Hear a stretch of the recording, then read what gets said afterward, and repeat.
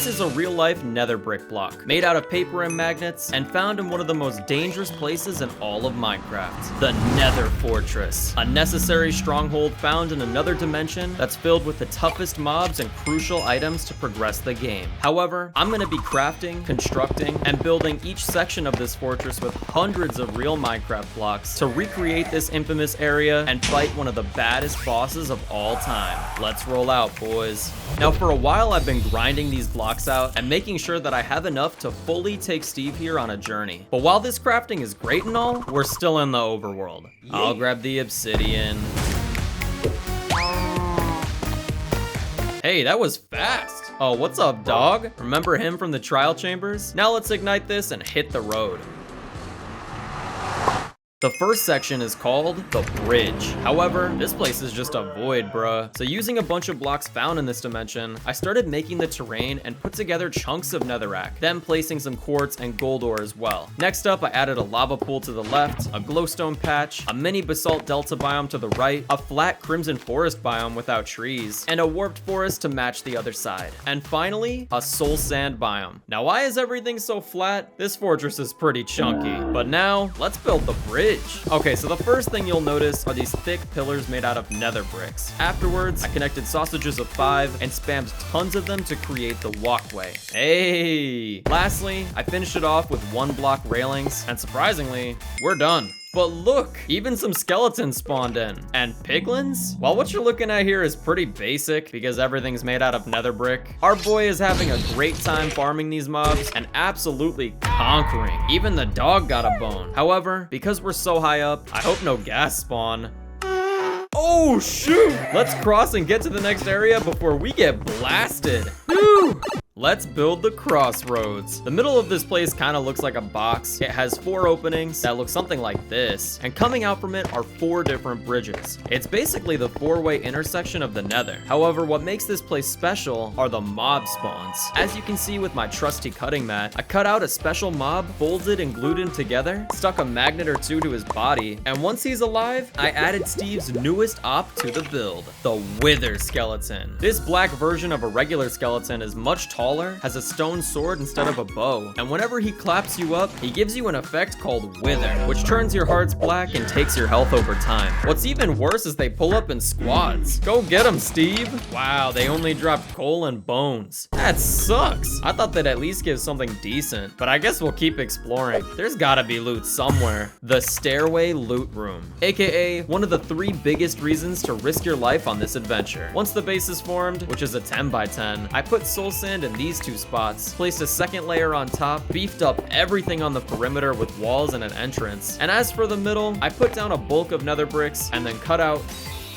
folded, and crafted custom paper staircases to connect to each block. But I haven't even revealed the best part. On top of the soul sand and actively growing is a special mystery plant called netherwort. This is so important if you want to become a Minecraft baller. Once our boy mines it, you can mix it with bottles of water in a brewing stand to make potions. But how do you make a brewing stand? Just give me time to cook some more. I finished up the room by adding a second floor, put some nubs on top, and with a couple final details, we're clean. Yeah, I don't even want to know how many blocks were used, but it was well worth it. There's 2 mini biomes, a subtle entrance, actual stairs, 2 floors, and the best plant farm around. I even made sure to leave an opening on this wall so you could see everything. All right, Steve, grab your fruits and go, boy. Next.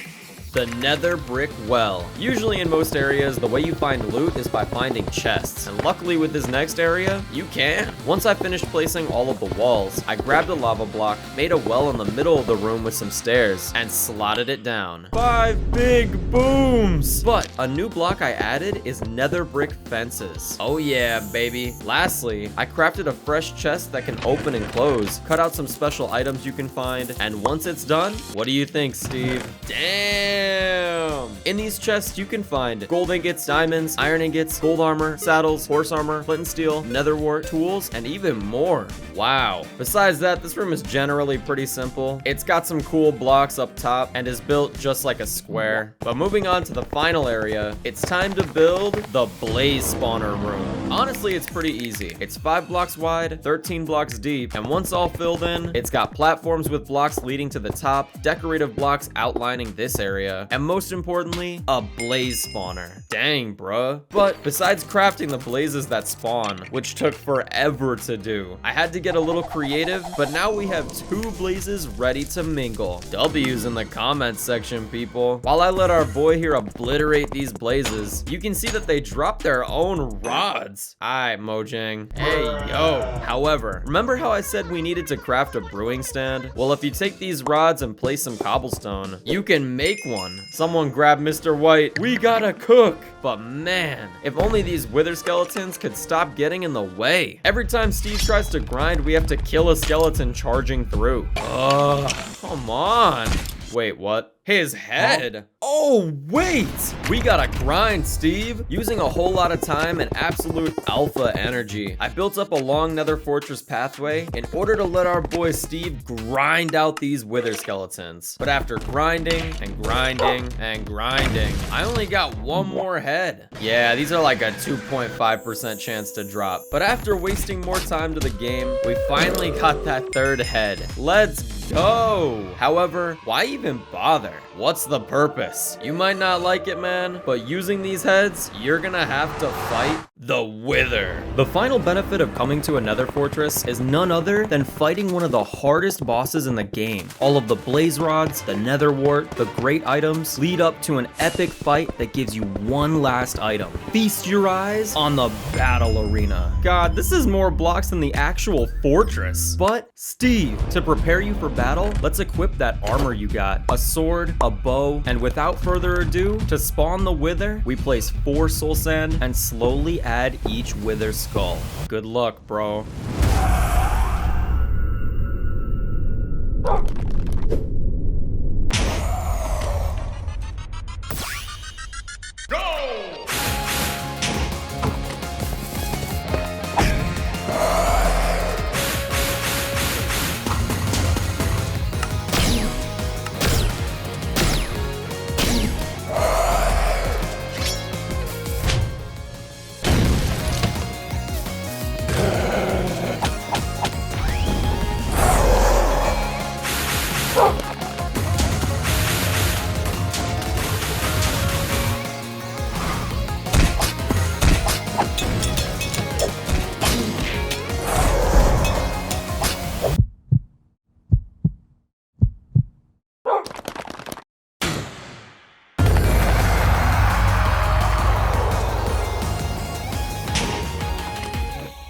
The Nether Star. You did it, guys. You did it. But last of all, let's take this beautiful star, craft it up, and waste all of your resources to create a beacon. Well, that's gonna drip the crib out. Smash like and subscribe.